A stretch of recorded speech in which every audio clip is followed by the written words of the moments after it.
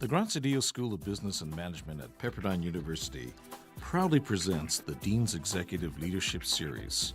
This podcast invites top business practitioners and thought leaders to share their view on the real world of business. Here to a really unusual event. I think tonight we have a really interesting mixed audience. We want to thank LA Venture Association, Lynn Landsey, and there's Lynn.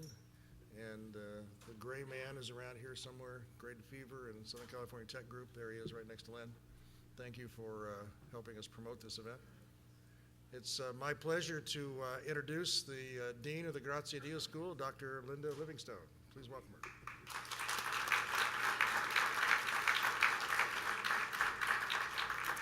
Thank you, Mike. It is wonderful to see all of you tonight. This has actually been a very busy day in the Graziadio School.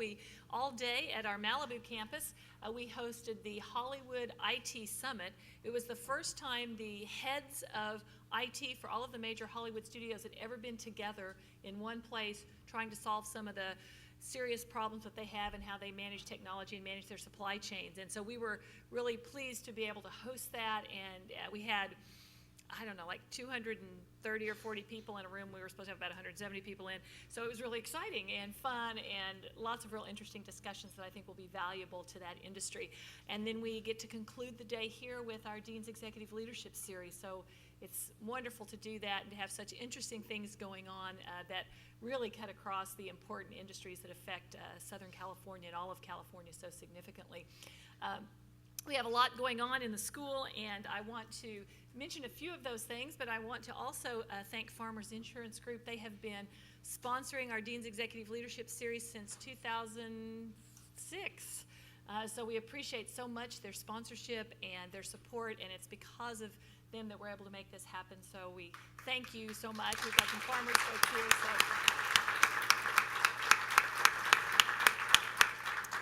A few updates, and particularly related to kind of what we're here to talk about tonight, but I want to mention rankings first. U.S. News and World Report's rankings just came out this week, and two of our programs moved up significantly in those rankings, so I want to brag about that among our friends and alumni. So our full-time MBA program has typically been in about the 80s, and this is out of about 450, 500 accredited schools in the country, but we actually moved up to 75th this year, so we're really pleased about that. That's wonderful news. And then our fully employed MBA program last year was 51st in that ranking and moved up dramatically to 36th in that ranking. So that's fabulous. So those rankings put us in about the top 10 to 15% of MBA programs in the country. And so we're pleased at that and appreciate all of what you do to make that happen, because you really are the school, those of you that are students and those of you that are alumni. And so we appreciate the way you help us to build that reputation through what you're doing in your businesses and out in the community. We're here tonight to talk about venture capital and what's going on in the entrepreneurial world, and Kate's going to talk a lot about that, but I want to tell you about some of the things in that space that are going on in the school that we're just really, really excited about. As many of you know, we rolled out a new curriculum in our entrepreneurship program in the emphasis in our MBA program last year, so this is our second year of that emphasis. It's been enormously successful. We fill the classes all the time, and out of the first group that went through that program, we had 15 students that went through that program last year that actually have started businesses and are earning revenue or have obtained investment in their company. And so that's huge in such a new program. A very high percentage of those students are already becoming very successful in what they're doing. We have coming up on April 2nd our business plan competition. And we have 8 semifinalists right now that I believe it's next week. Is that right, John? Next week we do the semifinals, and we'll have 4 finalists competing for $25,000 on April 2nd. So if you'd like to come see that in Malibu at the Drescher campus, you are welcome to do that. The day before that, on April 1st, we are concluding kind of the first round of our pilot project called 15X, and you will have a copy of that on some of you have these on your tables. This is a pilot project where we have worked with UC Santa Barbara, which has an amazing engineering program and a lot of really accomplished scientists. And they identified, their tech transfer office identified 5 of their scientists that are doing really interesting research. We partnered 2 MBA students with each of those scientists, one of which is a Nobel laureate. And they have worked through a process over the last month and a half where they're really helping to identify ways that the technologies that have been developed by those scientists can be commercialized. And on April 1st, again, in Malibu at the Drescher campus, beginning at, I think, 9 o'clock in the morning, we're going to hear what's come out of that and hear all the ideas and the potential ways those technologies can be commercialized. So it's a great partnership with UCSB. It broadens the base for our students, the kinds of companies that they can work with. And so we're really excited about that and where that's going to go. We also are rolling out this summer at our West LA campus, and then in the fall at our Orange County campus, our new Master of Science degree in entrepreneurship. So it's really for folks that have a really focused interest in entrepreneurship and want to do that. It's a little bit shorter than our MBA program, and we've been running some Launch U events to promote that and have had really tremendous response to that and are really looking forward to rolling that out and continuing to put people out into this region that are trying to start new businesses and hire folks and really help build the economy. The last thing I want to mention kind of in this space is our private capital markets project. We have done this for several years now. Dr. John Pagley is one of our finance professors, and the private capital market projects is really the only project in the country that is really looking at kind of the status of financing and support for private companies in this country, which generate 50% of GDP in the country. And so it's been enormously successful. We are just finishing up the data collection on this round, and we'll have a new report out in the next few weeks. But the data that's coming out of there is very interesting. We've had requests from the Obama administration for copies of it. We had 3 articles in the Wall Street Journal just a couple of weeks ago where that project was quoted. So we're really excited about that and the impact that it's having at the public policy level, in the business community, and so on. And so we encourage you to watch for that and pay attention to that, particularly if you have interest in this space. So as you can see, we have a lot going on in the school, really exciting things, lots of great people with wonderful ideas that are making that happen, that are really making an impact for our students and in the business community. And to kind of continue that theme, we have with us tonight Kate Mitchell, and we're really thrilled that she came down from San Francisco and Silicon Valley to join us. Kate is the co-founder and managing partner of Scale Venture Partners, and then she also serves as the chair of the National Venture Capital Association. She has a really interesting background, went to Stanford with a degree in, I think, political science, and then went to work for Bank of America. But she was there at a very interesting time and had the opportunity to roll out their online banking component before anybody else was really doing that. So she was an entrepreneur within a large corporate setting, went on from there to start Scale Venture Partners and has been doing that for about 15 years. We did our podcast a little bit earlier, and I think you will find, as I did in that, she is a lot of fun and full of energy, passionate about what she does, really smart, and you're going to really enjoy what she brings to you today. So I'm going to bring up Kate Mitchell.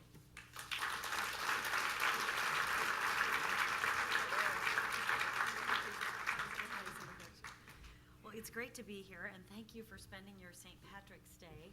And I didn't even wear green, but I am a Kate. My mother was Sheila Jane O'Kelly, so we're getting a little blessing of the Irish here. But it really is nice to be here. It's so exciting. It's great to get out of the office. It's great, speaking tonight to students, people who are very sophisticated in the industry, peers, of mine, and in particular entrepreneurs. So I love getting out of the office because this is where it all happens. It's a lot of fun. And I thought I'd give you just a brief bit of my background. You got a bit of my bio, but sort of how I got, particularly for students, we were talking, a couple of us earlier, sort of how I came to be where I am.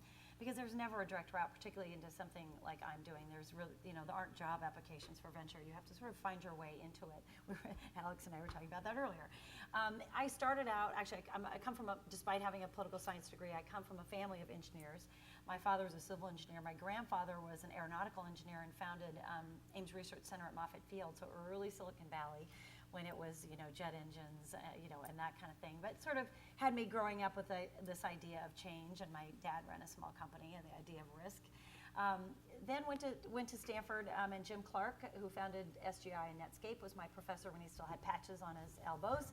And it was all about figuring out how to use technology. It was even in a trailer. I mean, now the campus, because of the success of companies like Google. It was very different than I went to school there. I lived in a trailer and I was taught in a trailer because there was constrained resources at the time. But it was when I sort of first got, that was my first touch point with technology. And I did start in banking, ended up using technology through various parts of my career, ended up in internet banking when it was still a private business. I ended up with Mark Andreessen. Netscape was still a small company at the time and private. He brought big bars of chocolate to our meetings. He was a big guy and he liked big bars of chocolate. And then one of my staff members, he wasn't an employee because he had his own little startup on the side, was Craig Newmark of Craigslist. So it was kind of cool. I mean, and I've stayed in touch with both those guys over time, and it was sort of like the wild, wild west at the time. Is this all going to work out if I put online banking? Do any of our customers care? We blew through every projection we had for the numbers. So it was fun to be there in the early days. You know that a lot of this is experimentation. You're not always sure how things are going to end up, and you have to just kind of keep your wits about you. So that's how I come to be here today, and it's one of the most exciting things, and it's a lot like being back in school. Most of my day is spent hearing pitches from smart, passionate people, and I get to learn about something new every day. It's like being in school. It's, I think, the ultimate luxury. So I thought I'd give you some background on what venture is. There's a wide range of knowledge in this room, so I apologize if I'm being overly simple or if I'm being overly complex. I'm trying to hit the middle. But I'll give you a quick overview of venture, its impact, but I'm going to end up really talking about entrepreneurship. So I may go through some of these quickly, but hopefully we'll have a chance to ask questions. I'm going to keep an eye on the time because that's really where I think the interesting stuff happens. So with that, let's see if this works. So just a quick, what is venture capital? We focus, and this is always one of the questions, because when you're in this business, you get 7,000, 10,000 plans a year in our office, and we invest in 10, so it's a high ratio. And I vividly recall the toilet seat company and the ball bearing company, both which were probably really cool ideas, but not really venture fundable. I mean, in that we're really looking for high growth industries that are at an inflection point. So that's why IT, healthcare, clean tech are so interesting, because they're industries that have, a higher rate of growth than the average in the economy. And the other thing that finally became clear to me after a few years in venture, that as a venture capitalist, I'm not investing, I do invest my own money alongside my limited partners, but most of the capital I invest is institutional capital. And really, my mom is in a nursing union, and she needs to have good return in her retirement when she's drawing. And really, my job is to take the pension money of hers and to be the best conduit to the best entrepreneur. That's really my job. And then to hopefully nurture and help that entrepreneur be as successful as I can. So it all really is about, connecting up my mom with a great entrepreneur. And that really is, and when you think about the ecosystem, it really kind of puts the venture capitalist's head in the right place. And then what we do in the economy is take, some piece of knowledge and IP and fund it through the days when it is not profitable, when it can't get any other resources, and get it to the point. In venture, we think of it as an exit, but really it's the beginning of the company, to the point where it can stand on its own and become a big public company, like an Apple, like a Cisco, like a Google. So we're kind of we're kindergarten for the company, because 92% of a company's growth happens after it goes public, and our goal is to get it to that point. So that's really kind of what we do. It's a building slide, sorry. There are various ways to fund a company. At the high risk phase of it is venture. As it grows, it can get public, get public equity. It can get debt and other things. We're, closer to the seed investors where it's risky. Because it's risky, we invest in a portfolio of companies to obviously diversify ourselves over time. And we do this over a portfolio over a period of time. So we take R&D, we invest initially capital to get it to a first milestone, and invest over time. When you think about a big company going public, there's really sort of one big investment. When you think about a private equity transaction, it's usually one big investment. We have a couple companies that are on Series J or Series, Z. We had one that went right to AA. But where you're kind of meeting out the capital to say, do you think we're going to get further? How's it going through the lab? Now we've started selling. Now can we scale it? Now can we go overseas? Now can we launch our next product? So it goes over a long period of time, and that's taking a lot more time than it used to. And again, towards an exit, which is really the beginning of the company's independence. And obviously, we've built a lot of huge companies, and I'm now speaking of the industry, from scratch. It is a successful model that we all, when you look at this, even Starbucks and FedEx, names that you didn't know, were venture-backed, but they were very new ideas at the time and really needed somebody that was willing to take pure risk capital and invest it. We do it all over the United States, and there's always the misnomer, and certainly during difficult times, a higher ratio of venture happens in Silicon Valley than elsewhere, and we can talk about why that might be later. But it is a national phenomenon. Our two best companies are in Provo, Utah, and Indianapolis. It doesn't have to be in Silicon Valley. It certainly can be in Southern California.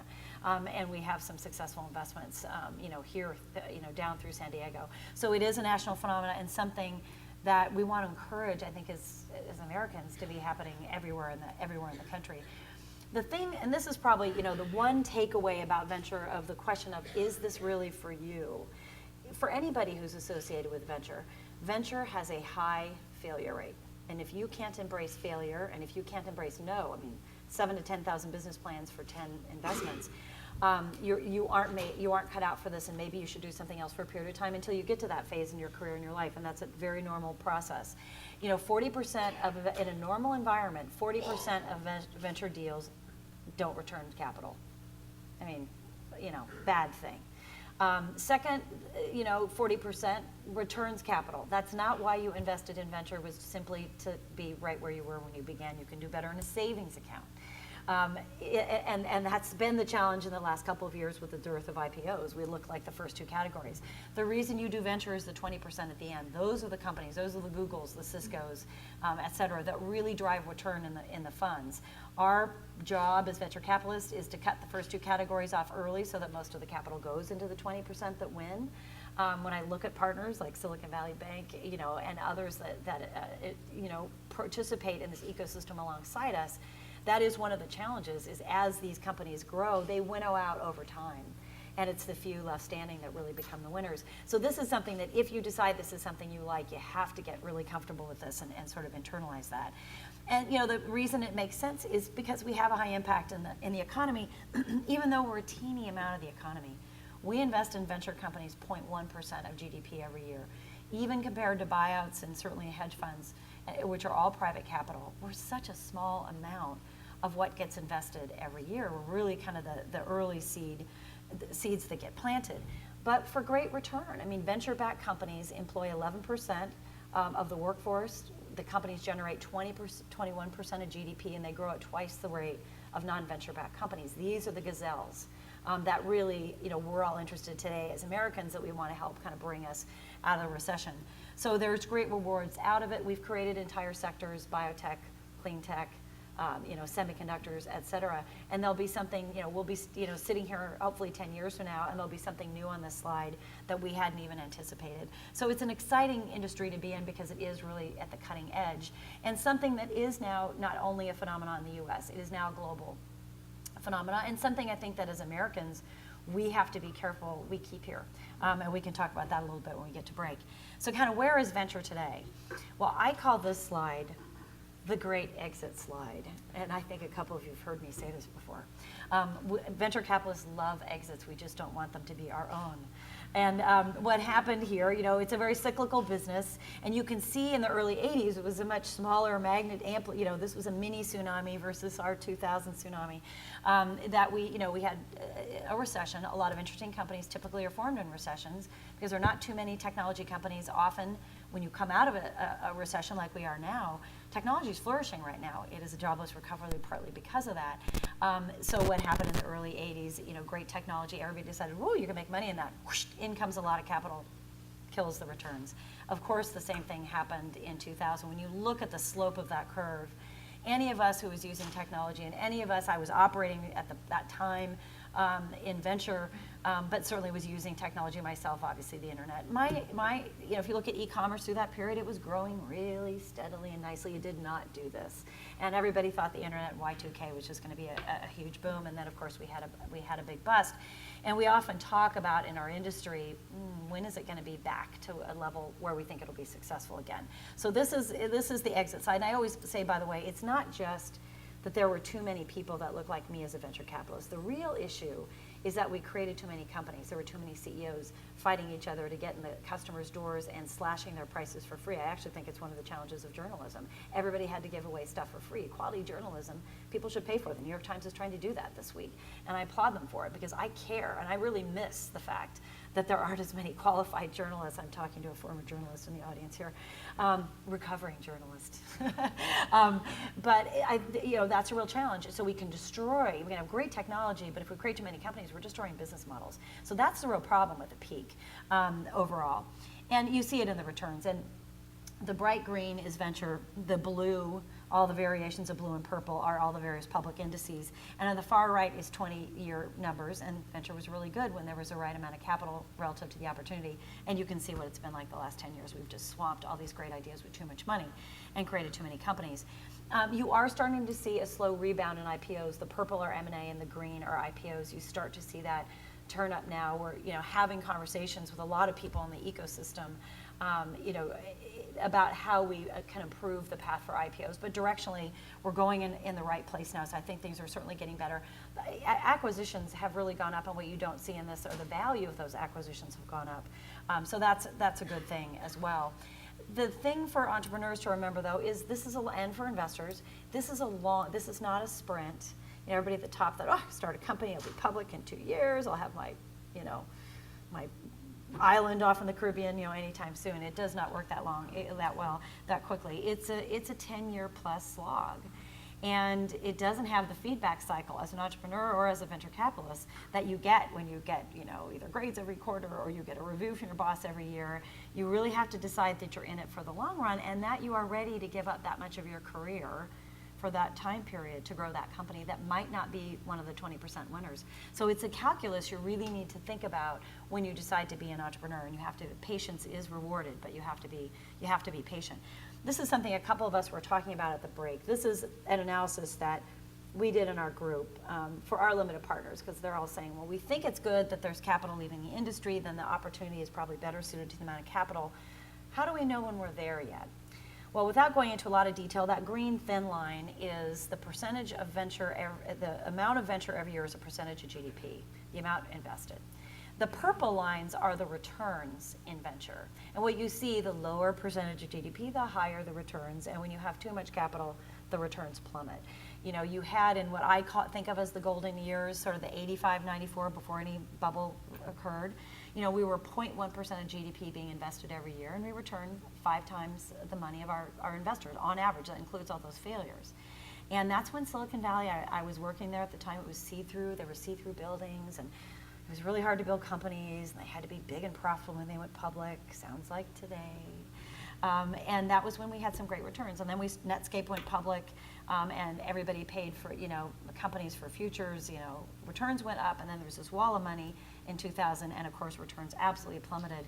And we were happy, post-2000 when the capital was leaving the market, and we directionally thought this was good. But interesting that even in that, 01 to 08 timeframe, we were investing 0.2% of GDP. Sounds like a small number. It was twice the level, though, that we had in the golden years, and it's only the last year and a half that we've been down to the level that we had in the golden years, actually slightly less than 0.1% of GDP.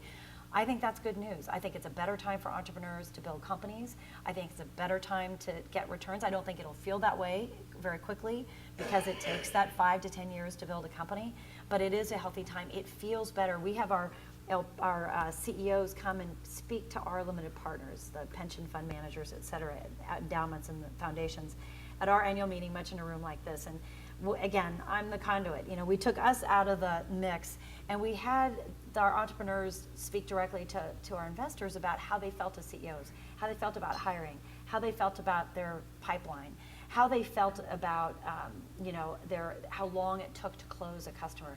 And we do that every year, and it's interesting that the last 3 years they've gotten more optimistic every year. They really feel good now. They really feel like they can dominate and differentiate themselves in a way they couldn't a couple of years ago. So I think personally, this is my thesis at least, that we're in a better place.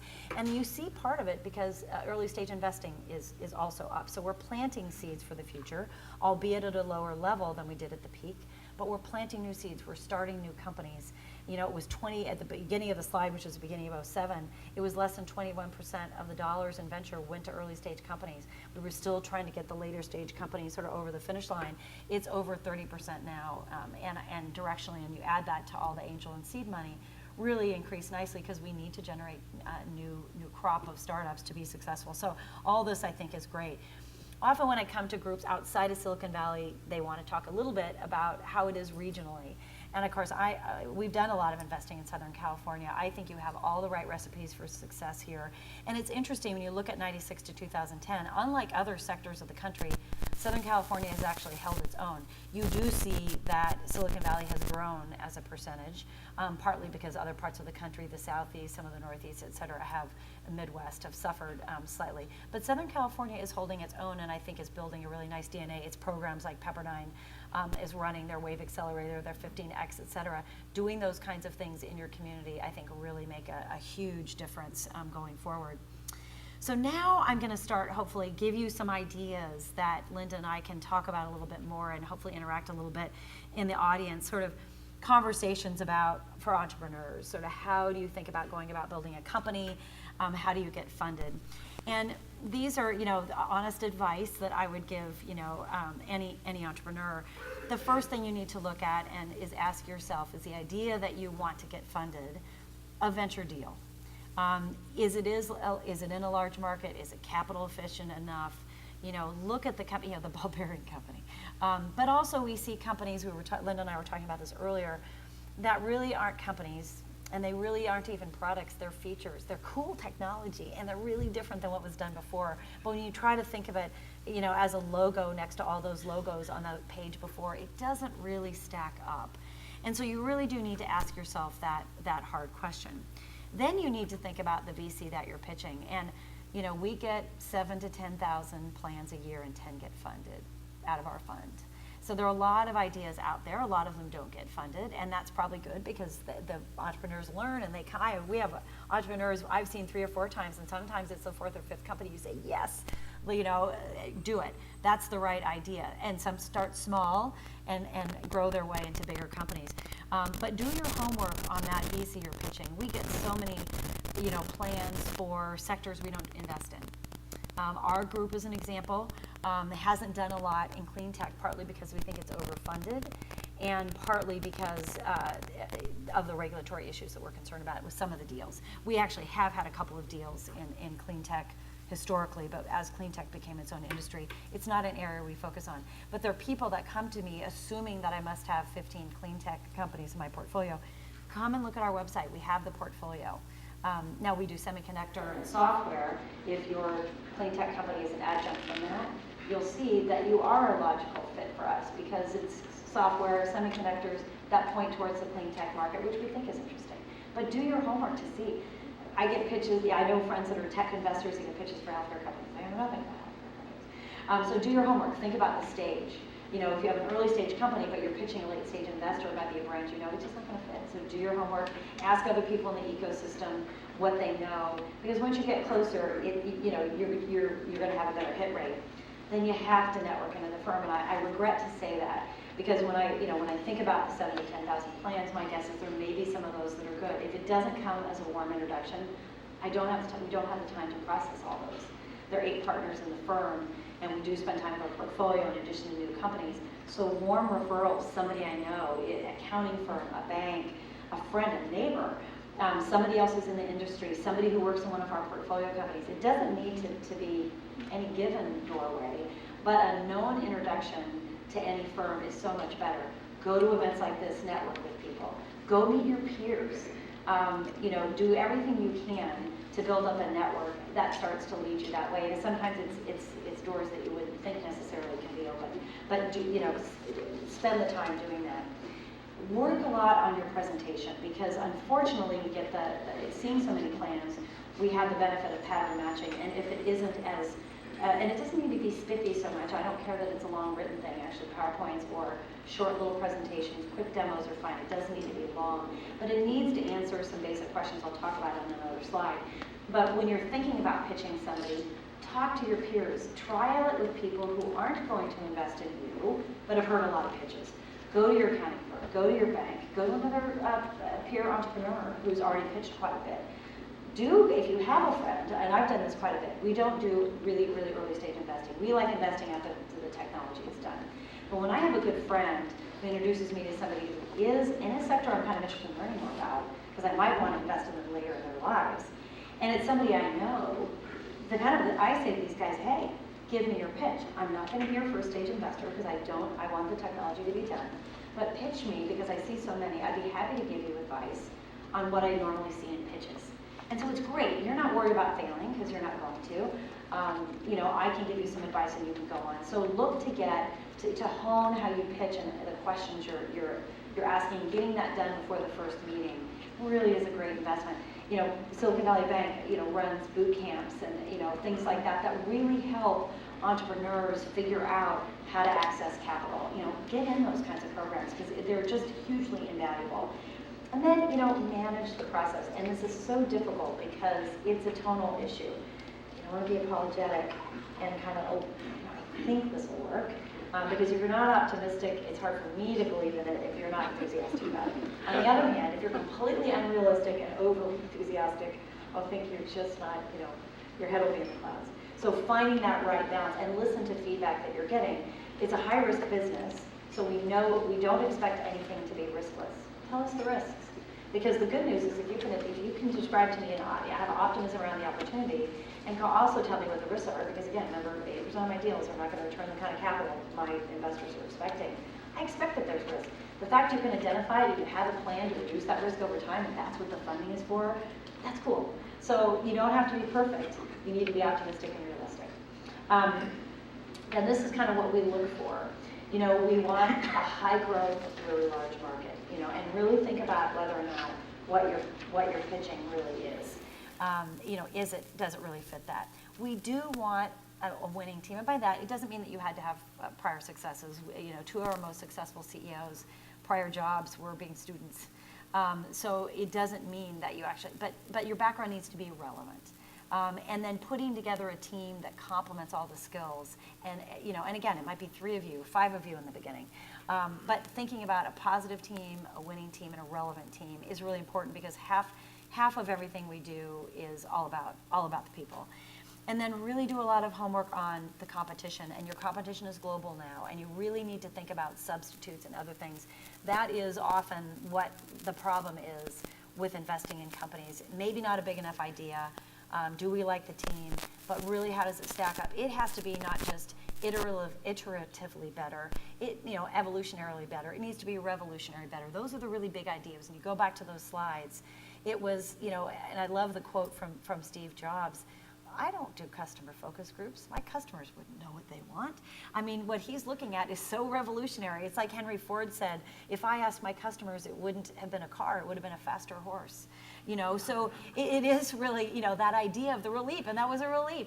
It's the same idea. So looking at, substitutes, competition, and is this really differentiated enough, and just marginally being different on cost, or marginally different on performance when your big competitor is Motorola, and their next gen is already in the pipeline. They have a lot more money than you do. Is tough to a case to make. So we really have to understand why that product is compelling, and then a strategy for financing it that's realistic on terms that make sense for everybody. Because we need to be aligned with you. It's not a transaction that we're doing, although there's a transaction element to that first investment. We're actually becoming partners. If I take too much of the company, you're not going to be aligned and interested and motivated to work hard. But if you try to charge too much for it, I have to buy right. I can't buy high and hope to sell higher. I have to buy right. I can't buy low. But if I buy right, then I'm doing fine by my investors. So being aligned in financial terms, I think is really important. And overall, when you meet with an investor the first time, it's why now, why the solution, and why you. And that's really kind of the key questions you're trying to answer. And then if I haven't dissuaded you already from being an entrepreneur, and I think entrepreneurs are the best beings on the planet. So I love them because they're so optimistic. Build a composite board or mentor. Some people look for the person that can answer all the questions. It's not. It's going to be, the 3 entrepreneurs you met at a networking event a while ago, plus you know, and it can, you know, you're going to put a composite group of people together that you should be thinking of as your network. Always, as I said about the pitch, get a safe reality check. You really want to get honest feedback about what you're doing, whether it's a pitch, whether it's the idea, because often if you can get that, really good entrepreneurs iterate those first ideas, and it isn't their first idea out of the box that actually becomes a successful idea. They iterated their way to it.